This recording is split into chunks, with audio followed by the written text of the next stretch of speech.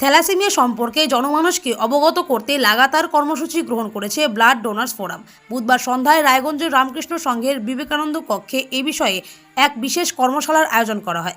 Thalassaemia মুক্ত সমাজ গড়তে প্রয়োজন বিয়ের আগে বাহক পরীক্ষা।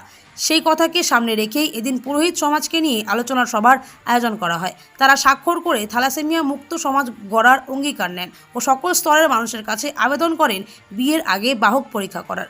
তাদের সামাজিক বার্তা সমাজকে সচেতন করতে হলে তারা যেখানে যেখানে পুজো করেন সেখানে গল্পের আকারে হলেও মানুষকে অবগত করবেন এই মরণ রোগের সম্পর্কে।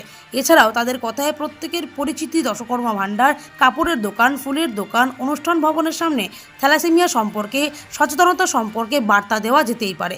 চিকিৎসার চেয়ে প্রতিরোধ ভালো, তাই এই অনুষ্ঠান ক্রমাগত করে চলেছেন বলে জানিয়েছেন উদ্যোক্তারা।